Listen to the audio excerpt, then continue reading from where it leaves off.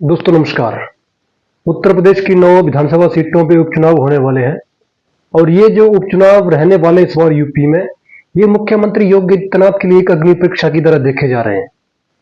इसकी जो मेन वजह है वो लोकसभा चुनाव के नतीजे हैं।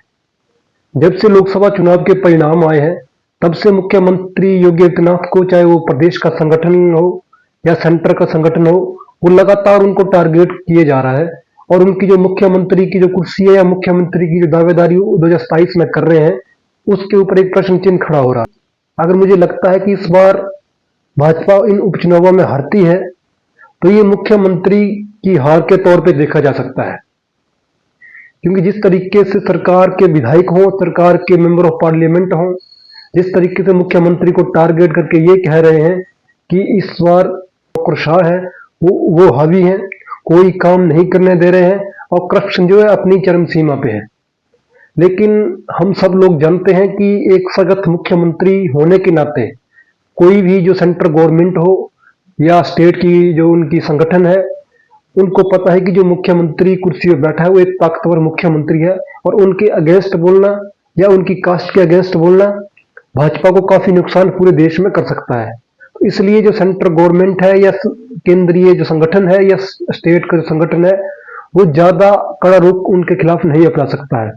लेकिन लोकसभा चुनाव के हारने के बाद जिस तरीके से उनको टारगेट किया जा रहा है और अगर इस बार के जो उपचुनाव विधानसभा के रहने वाले हैं, इनमें भी अगर भाजपा हारती है तो मुझे लगता है कि मुख्यमंत्री की जो कार्यशैली है इसके ऊपर सवाल खड़े किए जा सकते हैं कि हारने की जो मेन वजह है क्या रही है। आपको बता दें कि जिन 9 विधानसभा सीटों में उपचुनाव होने वाले हैं, ये समाजवादी पार्टी की सीटें दशकों से रही हैं। चाहे हम करहल की बात करें, चाहे हम सीसामऊ की बात करें, मिल्कीपुर की बात करें, ऐसी बहुत सी विधानसभा सीटें हैं जहां पे सदियों से समाजवादी पार्टी का कब्जा रहा है और आज तक भाजपा वहां पे जीती नहीं है। वो उनकी परिवार की पारिवारिक सीटें नहीं है। अगर हम करहल की बात करें तो इससे पहले अखिलेश यादव खुद वहां से एक बार विधायक थे। लोकसभा का चुनाव जीतने के बाद इन्होंने वहां से विधायकी छोड़ी है। तो लगभग ऐसी 5 से 6 सीटें हैं जहां पे समाजवादी पार्टी का अच्छा खासा दबदबा है और समाजवादी पार्टी वहां से चुनाव जीती आई है। और इन विधानसभा सीटों के अगर हम जातीय समीकरण को देखें या धार्मिक समीकरण को देखें तो ये भी समाजवादी पार्टी के लिए फिट बैठते हैं, क्योंकि इन सीटों पे Yadav plus Muslim plus other का जो एक इक्वेशन बना हुआ है वो समाजवादी पार्टी को काफी मजबूत इन सीटों पे बना रहा है। लेकिन मुझे लगता है कि योगी आदित्यनाथ को जो स्ट्रैटेजी उन्होंने रामपुर विधानसभा के जो उपचुनाव में और लोकसभा के उपचुनाव में अपनाई थी, उसी स्ट्रैटेजी के आधार पर इनको ये चुनाव लड़ना होगा। क्योंकि हम सब लोग जानते हैं कि जो रामपुर विधानसभा है या लोकसभा है वो एक मुस्लिम डोमिनेटेड एरिया है। लेकिन जब वहां पे उपचुनाव हुए थे तो भाजपा वहां पे काफी बड़े मार्जिन से जीती थी। रामपुर में जिस तरीके से चुनाव भाजपा जीती थी, अगर उन्हीं स्ट्रैटेजी को इम्प्लीमेंट अदर विधानसभा में किया जाता है, मुझे लगता है कि भाजपा आराम से चुनाव जीत सकती है। लेकिन अगर उन स्ट्रैटेजी को इम्प्लीमेंट नहीं किया गया, अगर जो नौकरशाह है उनके भरोसे अगर चुनाव लड़ा जाता है, तो मुझे लगता है कि भाजपा चुनाव, ये जो विधानसभा सीटें हैं, ये चुनाव हार सकती है। तो एक जो रामपुर विधानसभा और लोकसभा के जो चुनाव भाजपा जीती थी, उसी के आधार पे इन क्षेत्रों में चुनाव लड़ना होगा। हम सब लोग जानते हैं कि जो सरकार में डिप्टी सीएम है केशव प्रसाद मौर्य, इस समय भाजपा से या योगी आदित्यनाथ से काफी नाराज लग रहे हैं और बीते 2 साल से लगातार वो टाइम टू टाइम जो है वो योगी आदित्यनाथ को टारगेट कर रहे हैं। चाहे वो कोई भी विषय उठता है उसको लेकर वो मुख्यमंत्री को टारगेट करते हैं। ना कभी किसी मीटिंग में जाते हैं, ना कोई विकास का कार्य उन्होंने किया है, लेकिन मुख्यमंत्री को टारगेट करने का उनका एक मेन जो मकसद रहता है।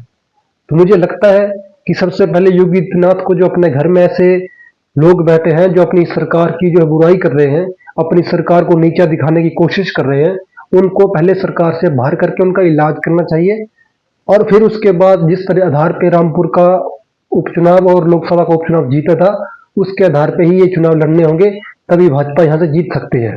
क्योंकि यहाँ पे अगर हम जातीय समीकरण देखते हैं, चाहे वो करहल की बात करें, सीसामऊ की बात करें, मिल्कीपुर की बात करें, तो यहाँ पे एक जैसे यादव और मुस्लिम बहुलता है। अगर ये जातियां और दलित कुछ मिल जाते हैं और कुछ बैकवर्ड भी मिल जाते हैं, तो यहाँ पे समाजवादी पार्टी आराम से चुनाव जीत जाती है। तो मुझे लगता है कि इन स्ट्रैटेजी को तोड़ के एक नई स्ट्रैटेजी के आधार पे भाजपा को चुनाव लड़ना होगा, तभी जो है मुख्यमंत्री की जो एक कुर्सी है वो और मजबूत हो सकती है। क्योंकि चाहे वो सेंट्रल गवर्नमेंट हो, चाहे वो स्टेट का संगठन हो, जिस तरीके से मुख्यमंत्री को टारगेट कर रहा है, मुझे लगता है कि आने वाले चुनाव में, आने वाले समय में अगर ये चुनाव भाजपा हारती है, यूपी के उपचुनाव हारती है, तो मुख्यमंत्री जो है इजी और सॉफ्ट टारगेट, क्योंकि उनको पता है कि उनके इस टेन्योर में लोकसभा चुनाव भी हारा है और विधानसभा का उपचुनाव भी हारा है। तो मुझे लगता है कि योगी आदित्यनाथ को एक नई स्ट्रैटेजी के आधार पे इन सीटों में अपने पूरे दमखम से चुनाव लड़ना होगा, तभी बीजेपी यहाँ पे चुनाव जीत सकते हैं।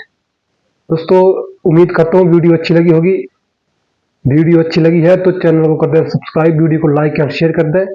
मिलते हैं नेक्स्ट वीडियो में, तब तक के लिए आप सभी का बहुत बहुत धन्यवाद। नमस्कार, जय हिंद।